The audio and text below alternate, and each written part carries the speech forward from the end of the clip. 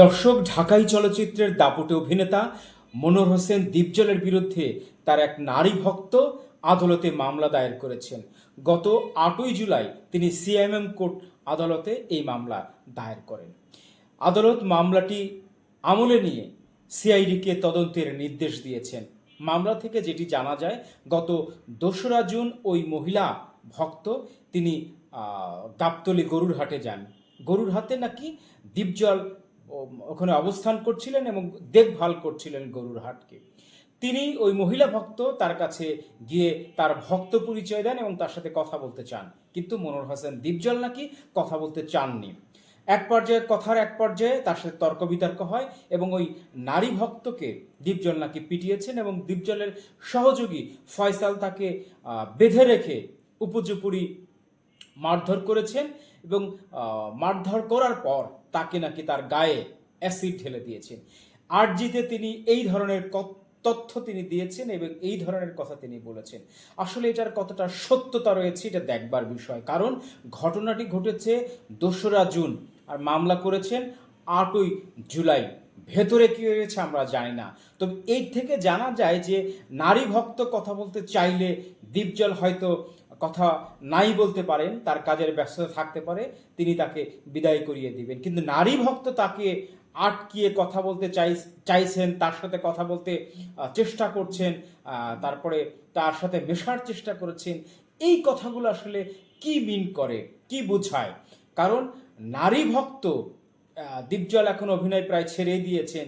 এখন তার এত পাগল ভক্ত, এবং সেটি কোনো টিনেজ ভক্ত নয়, প্রায় 40 এক নারী, মধ্যবয়স্ক এক নারী তার সাথে কথা বলতে চেয়েছেন।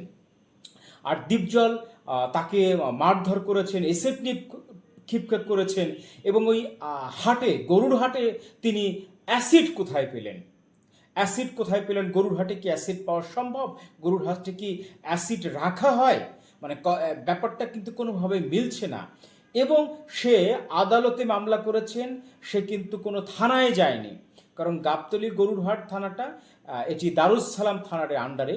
দারুস সালাম থানায় সে না গিয়ে 1.5 মাস পরে সে আদালতে মামলা করেছেন। ঘটনার ইঙ্গিত কি বহন করে? এর পেছনে কি কেউ রয়েছে? কেউ ইঙ্গিত দিচ্ছে? দীপজলের কিন্তু এখন একটা খারাপ সময় যাচ্ছে, রাজনৈতিকভাবে সে প্রেসারে আছে, কারণ বিগত সরকারের সাথে সে তাল মিলিয়ে চলেছে। সে কিন্তু আসলে আমরা বিগত দিনে দীপজলের যে কর্মকাণ্ড দেখতে পারি বা তার যে মনোভাব, তা কিন্তু বিএনপির প্রতি তার একটা দুর্বলতা রয়েছে, এবং সে কিন্তু একসময় কাউন্সিলর ছিল, ঢাকা সিটি কর্পোরেশনের কাউন্সিলর ছিল এবং বিএনপি পন্থী সে কাউন্সিলর ছিল। এরপরে হয়তো সরকার পট পরিবর্তনের পরে হয়তো আওয়ামী লীগের সাথে সে গা মিলিয়ে চলেছে, দীর্ঘ সময় সে দাপুটের সাথে রাজনৈতিক অঙ্গনে বেরিয়েছেন। কিন্তু এই সময় 5ই আগস্টের পরে কিন্তু একটি সে সমস্যার মধ্যে দিয়ে তার দিন যাচ্ছে। এরপরে কে কিভাবে এই নারীকে উত্থাপন করলো, এটি কিন্তু দেখবার বিষয়, কারণ আদালত কিন্তু সিআইডিকে তদন্ত দিয়েছে। তদন্ত করার পরে বেরিয়ে আসবে আসল ঘটনা কি। আমরা ঘটনার সত্যতা জানি না এবং দীপজলের কিন্তু কোনো বক্তব্য পায়নি।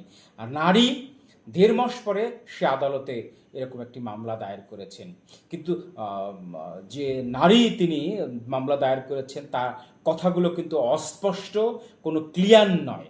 আমরা দীপজলের এই মামলাটি নিয়ে অনেকগুলো প্রশ্ন দেখা দিয়েছে।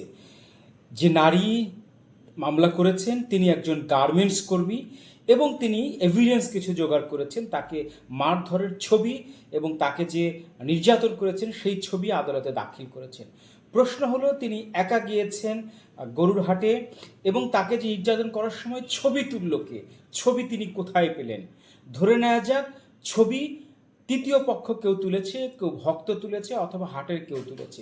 তাহলে এরকম একটা ঘটনা, বাংলাদেশের এরকম একটা জনপ্রিয় অভিনেতার এরকম একটা ঘটনা ঘটেছে, তাহলে সেই সময় কেন মিডিয়াতে প্রচার হলো না, সোশ্যাল মিডিয়ায় প্রচার হলো না, কেউ জানলো না?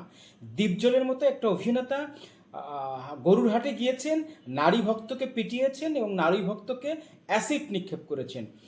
ঘটনাটা হলো 1.5 মাস আগে, অর্থাৎ ঈদের আগে, পবিত্র ঈদুল আজহার আগে। তখন কোনো মিডিয়াতে আসলো না। ১.৫ মাস পরে নারী ভক্ত হঠাৎ করে কিছু এভিডেন্স নিয়ে তিনি আদালতের দ্বারস্থ হলেন এবং তাকে মারধর করিয়েছেন, এরকম কিছু দৃশ্য তিনি এখানে উত্থাপন করলেন। প্রশ্নগুলো কিন্তু অনেকগুলো দর্শক এখানে ঘুরপাক খাচ্ছে। ঘটনাটি কোথায়? কেউ কি দীপজলকে ফাঁসাচ্ছে নাকি কেউ নাচাচ্ছে? দর্শক, প্রশ্ন কিন্তু রয়ে যায়। দর্শক, দেখা হবে আগামী আলোচনায়।